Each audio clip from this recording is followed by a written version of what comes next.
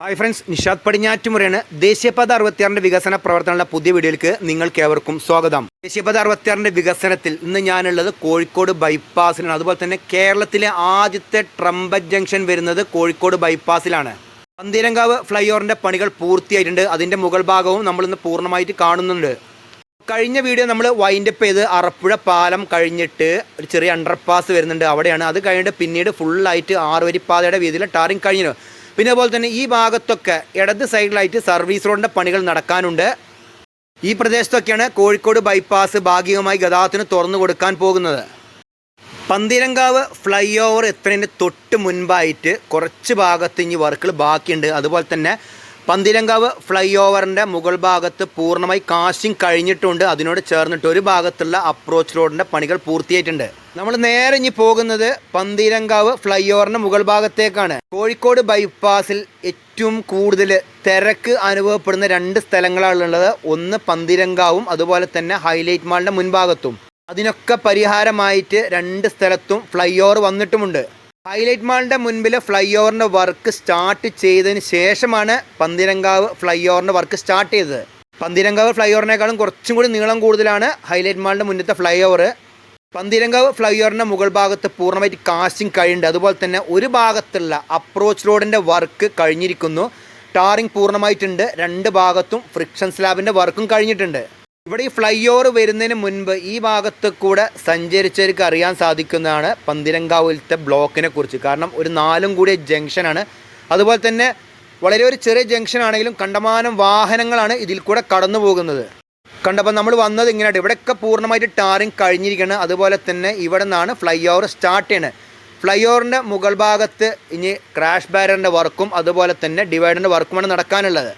പിന്നെ ഫ്ലൈ ഓവറിൻ്റെ അടിഭാഗത്ത് നല്ല ഗ്യാപ്പ് ഉണ്ട് കേട്ടോ. 2 ഭാഗത്തേക്കുമുള്ള വാഹനങ്ങൾ കടന്നു പോകാൻ അത് ഏറ്റവും വലിയൊരു കാര്യം തന്നെയാണത്.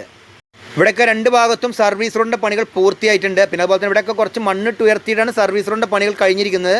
ഇനിയിപ്പോൾ നമ്മൾ ഫുള്ളായിട്ട് പന്തീരങ്കാവ് പണികൾ പൂർത്തിയായ ഫ്ലൈ ഓവറിൻ്റെ മുകൾ ഭാഗത്ത് കൂടെ സഞ്ചരിക്കാൻ പോകാട്ടോ.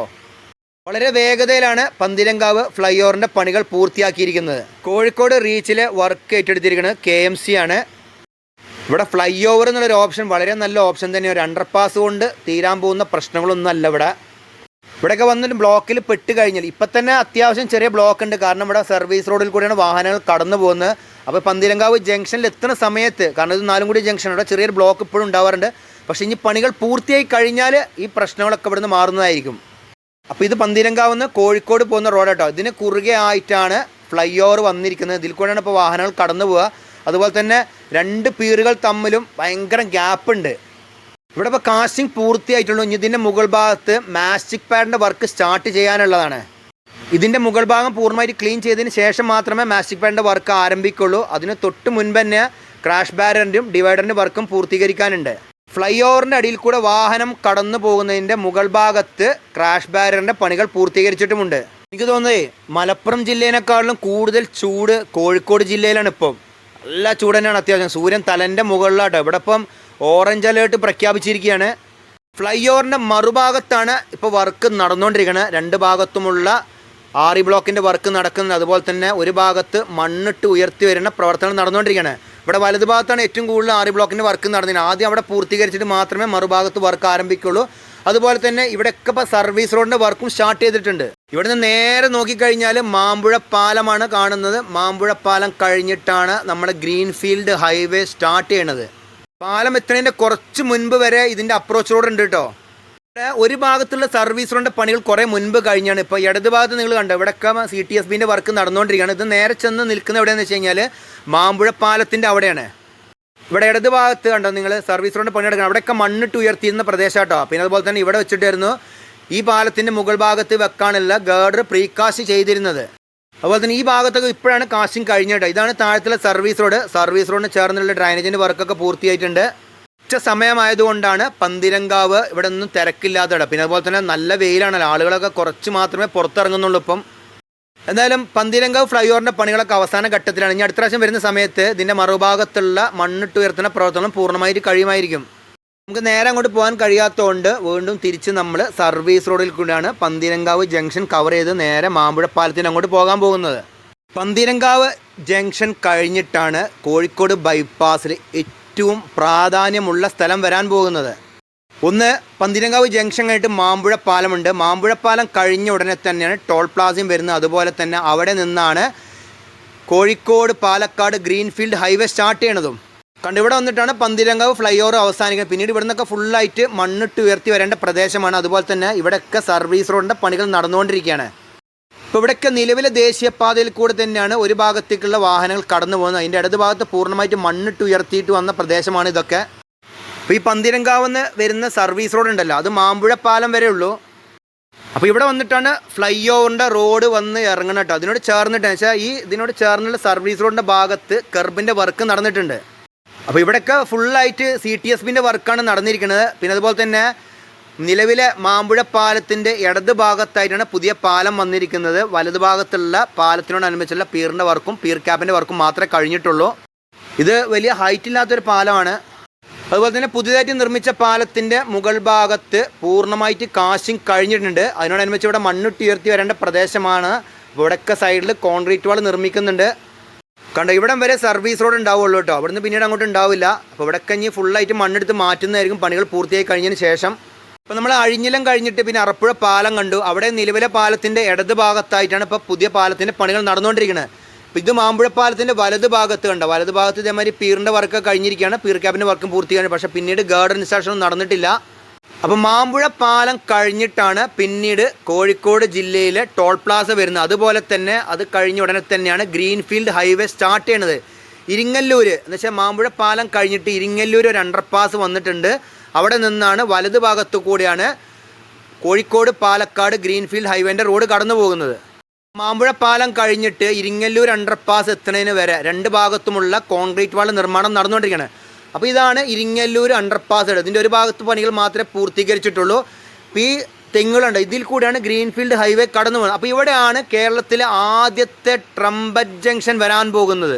ട്രംപറ്റ് ജംഗ്ഷൻ വലിയൊരു സംഭവമാട്ടോ. നമ്മളെ ചെന്നൈയിലും ബാംഗ്ലൂരിലൊക്കെ ഉണ്ട് ട്രംപറ്റ് ജംഗ്ഷൻ. അപ്പോൾ ഈ ട്രംപറ്റ് ജംഗ്ഷൻ വന്നു കഴിഞ്ഞാൽ ഇവിടെ ബ്ലോക്കുകളില്ലാതെ എല്ലാ ഭാഗത്തേക്കും വാഹനങ്ങൾക്ക് പാലത്തിൻ്റെ മുകൾ ഭാഗത്തു കൂടെ സഞ്ചരിക്കാൻ സാധിക്കും. പിന്നീട് ഇവിടെയൊക്കെ ഫുള്ളായിട്ട് ആറുവരിപ്പാതയുടെ പണികൾ പൂർത്തിയായിരിക്കണം. അതുപോലെ തന്നെ ഇടത് ഭാഗത്ത് ഫുള്ളായിട്ട് മണ്ണിട്ട് ഉയർത്തിയിട്ടാണ് വർക്ക് നടന്നിരിക്കുന്നത്. സർവീസ് റോഡ് അതിൽ കൂടെ കുറച്ച് താഴ്ന്നിട്ടാണ് കടന്നു പോകുന്നതും. ഇവിടെ വലത് ഭാഗത്ത് ടാറിങ്ങിൻ്റെ പണികൾ കുറേ മുൻപ് കഴിഞ്ഞിട്ട്, പിന്നെ ഇടത് ഭാഗത്ത് ഇപ്പോൾ ഈ അടുത്താണ് മണ്ണിട്ട് ഉയർത്തിയിട്ട് ഫുള്ളായിട്ട് പണികൾ കഴിഞ്ഞിരിക്കുന്നത്. അതുപോലെ തന്നെ രണ്ട് ഭാഗത്തുമുള്ള ക്രാഷ് ബാരറിൻ്റെ വർക്ക് കഴിഞ്ഞിട്ടുണ്ട്. സെൻട്രൽ ഡിവൈഡറിൻ്റെ വർക്ക് നടക്കാനിരിക്കുകയാണ്. ഇനി ഇവിടെയാണ് ഒരു വലിയൊരു പാറ ഉണ്ടായിരുന്നു. ആ പാറ ഇപ്പോഴും ഫുള്ളായിട്ട് പൊട്ടിച്ച് മാറ്റിയിട്ടില്ല, ഇപ്പോഴും ഭാഗികമായിട്ട് കഴിഞ്ഞിരിക്കുന്നു. പിന്നെ അതുപോലെ തന്നെ ഇവിടെ സർവീസ് റോഡ് കുറച്ച് ഹൈറ്റിൽ കൂടെയാണ് കടന്നു പോകട്ടോ. അപ്പോൾ ഇതിൽ കൂടെയാണ് സർവീസ് റോഡ് കടന്നു പോവുക. ഇത് പാലാഴി എന്ന് പറഞ്ഞ സ്ഥലം കേട്ടോ. ഇപ്പോൾ ഇവിടെ ഇനി കുറച്ച് ഭാഗം കൂടി മാത്രമേ പാറ മുറിച്ച് മാറ്റാനുള്ളൂ.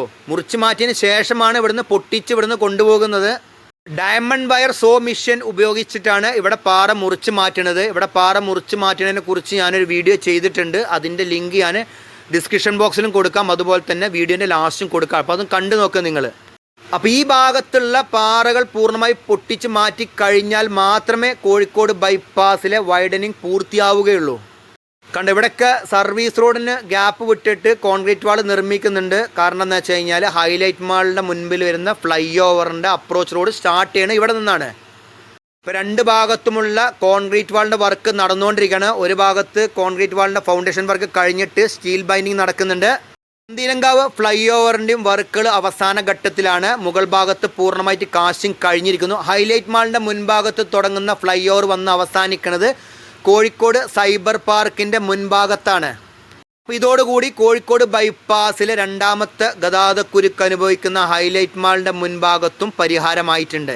അത് കഴിഞ്ഞിട്ട് ഇവിടുന്ന് ഫുള്ളായിട്ട് വൈഡനിങ് കഴിഞ്ഞിരിക്കുകയാണ്. അതുപോലെ തന്നെ ഒരു ഭാഗം പൂർണ്ണമായിട്ട് മണ്ണിട്ട് ഉയർത്തിയിട്ടാണ് വർക്ക് നടന്നുകൊണ്ടിരിക്കുന്നത്. അപ്പോൾ ഇതൊക്കെ ഫ്ലൈ ഓവറിൻ്റെ അപ്രോച്ച് റോഡിൻ്റെ വർക്കാണ് നടക്കുന്നത് കേട്ടോ. അത് കഴിഞ്ഞിട്ടാണ് പിന്നീട് ഒരു ചെറിയ ഒരു അണ്ടർപാസ് കൂടി വന്നിട്ടുണ്ട്.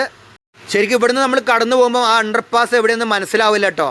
അത്രയും ചെറിയൊരു അണ്ടർപാസാണ്. അതിനോടനുബന്ധിച്ചുള്ള രണ്ട് ഭാഗത്തുമുള്ള കോൺക്രീറ്റ് വാളിൻ്റെ നിർമ്മാണം കഴിഞ്ഞിരിക്കുന്നു. അതുപോലെ തന്നെ ഇവിടെയൊക്കെ പൂർണ്ണമായിട്ട് മണ്ണിട്ട് ഉയർത്തിയിട്ടാണ് വർക്ക് നടന്നിരിക്കുന്നത്. പിന്നെ ഇത് കഴിഞ്ഞിട്ട് ചെറിയൊരു കുന്നുണ്ടായിരുന്നു. ആ കുന്ന് ഫുള്ളായിട്ട് മണ്ണെടുത്ത് താഴ്ത്തിയും ചെയ്തിരിക്കുന്നു. കണ്ടോ, ഇവിടെയാണ് അണ്ടർപാസ് വന്നിരിക്കുന്നത് കേട്ടോ. അണ്ടർപാസിൻ്റെ ഒരു ഭാഗത്ത് പണികൾ പൂർത്തിയായിട്ട് അതിൻ്റെ മുകൾ ഭാഗത്തൂടെ വാഹനങ്ങൾ കടന്നു പോകുന്നുണ്ട്. അതുപോലെ തന്നെ ഇവിടെയൊക്കെ ഇനി സർവീസ് റോഡിൻ്റെ പണികൾ നടക്കാനുണ്ട്.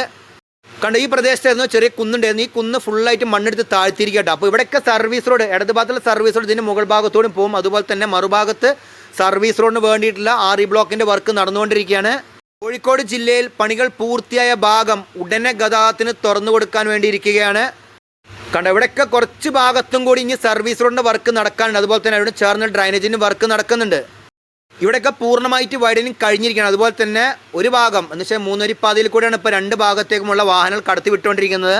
അപ്പോൾ ഇനിയാണ് തൊണ്ടയാട് ഫ്ലൈ ഓവർ വന്നിരുന്നത്. നിലവിലെ ഫ്ലൈ ഓവറിൻ്റെ വലത് ഭാഗത്തായിട്ടാണ് പുതിയതായിട്ട് ഫ്ലൈ ഓവർ വന്നിരുന്നത്. ഫ്ലൈ ഓവറിൻ്റെ വർക്കുകളൊക്കെ പൂർത്തിയായിട്ടുണ്ട്. അതിന് മുകൾ ഭാഗത്ത് ടാറിങ് പൂർണ്ണമായി കഴിഞ്ഞിരിക്കുന്നു. ഇതൊക്കെയാണ് ദേശീയപാത 66 പന്തീരങ്കാവ് മുതൽ തൊണ്ടയാട് വരെയുള്ള വർക്കുകളുടെ വിശേഷങ്ങൾ. ഈ വീഡിയോ നിങ്ങൾക്ക് ഇഷ്ടപ്പെട്ട നിങ്ങൾ മറ്റുള്ളവർക്ക് മാക്സിമം ഷെയർ ചെയ്ത് കൊടുക്കുക, ലൈക്ക് ചെയ്യുക, കമൻറ്റ് ചെയ്യാൻ മറക്കരുത്. അപ്പോൾ പുതിയൊരു പുത്തൻ വീഡിയോ ആയിട്ട് വരുന്നവരെ നിങ്ങളോട് എല്ലാവരോടും ബൈ.